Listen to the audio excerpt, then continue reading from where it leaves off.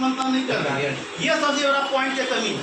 तो हम लोग तो अभी बहुत जिसका माननीय मेरा अध्यक्ष जी के मुखाबिल सुन रहे थे, सोचे वक्त हमको नहीं मिलेंगे और सर से बात भी नहीं हो सकेगा। तो 16 योजना है।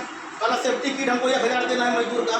दूसरा कि जो बच्चे पढ़ रहे हैं द्वितीय वर्ग से 5 वर्ग तक हम उसको 5000 तो बच्चे को देंगे, सरकार दे रही है। शिक्षा विभाग से अलग से मिल रहा है, श्रम विभाग से अलग से मिल रहा है। द्वितीय 8 से 9 से फिर चला जाएगा 11, तो उसको मिलेगा 10,000 करके 2 बच्चे के लिए। उसके बाद वो BA करेंगे तो उसको जाएगा 20,000। मेडिकल इंजीनियर करेगा 20,000, आप सब्जेक्ट लीजिएगा 20,000। मेडिकल इंजीनियर करेगा तो जाएगा 50,000। आप सोच लीजिए, श्रम विभाग उसको बच्चे के लिए दे रहा है। मान लिया जाए कि निबंधन उस मजदूर ने किया है और 6 महीने के बाद डिलीवरी हो जाता है, आपके झारखंड के लिए बताएंगे और बिहार के अलग बताएंगे, उसके लिए 15,000 करके श्रम विभाग दी जाती है 2 बच्चा के लिए। आप सोच सकते हैं, औजार के लिए उसको 5,000 देती है, साइकिल के लिए उसको 3500 रुपया देता है। उसके बाद उस परिवार के लिए मान लिया जाए कि 60 साल पूर्ण गया तो 1,000 पेंशन यहाँ से भी मिलेगा और वीडियो के द्वारा वहाँ से भी 1,000 पेंशन उसको मिलेगा।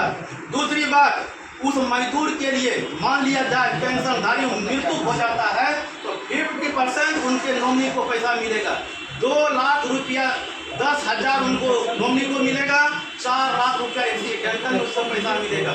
मान लिया जाए 3 साल अंशदान किया 110 रुपया 100 रुपया करके, उसको 30,000 करके उनके 2 बेटी की शादी के लिए दी जाता है, वीडियो साहब के द्वारा अलग से। और वही श्रम विभाग जब उसी सरकार का है, कोई भी सरकार वही दे रहा है, यहाँ से भी दे रहे हैं हम।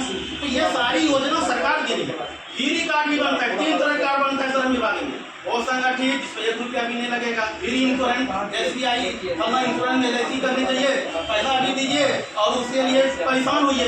आप फ्री में खेतिया मजदूर है, GST और ये आपका इनकम टैक्स कर रहा है, आप और संगठित में चले जाइए। कंस्ट्रक्शन वर्कर में कार्य करते हैं, बिल्डिंग में, घर बनाने में इत्यादि में, तो आप BOC में चले जाइए। निर्माण मजदूर में तीसरा आपका हो गया प्रवासी मजदूर। जो मजदूर हमारे राज्य के रहने वाले हैं, दूसरे राज्य में मृत्यु हो जाता है, उस परिस्थिति में उनको हम 2 लाख रुपया देंगे, नॉर्मल में 1 लाख रुपया देंगे। और उसके कंपनी से किसी प्रकार दुर्घटना घटता है, FIR एक्सीडेंटल वो देता है तो 16 लाख रुपया सरकार के द्वारा उस DLC ड्यूटी लेवल कमिश्नर के स्तर से दिया जाता है। तो ये सारी चीज पर हम तो बार-बार इस चीज को हम रख रहे हैं कि आप लोगों को पैसा का कमी नहीं है, श्रमिक विभाग में पैसा का कमी नहीं है और न इनका कभी बजट बनता है, ये भी हम आपको कहते हैं। क्यों?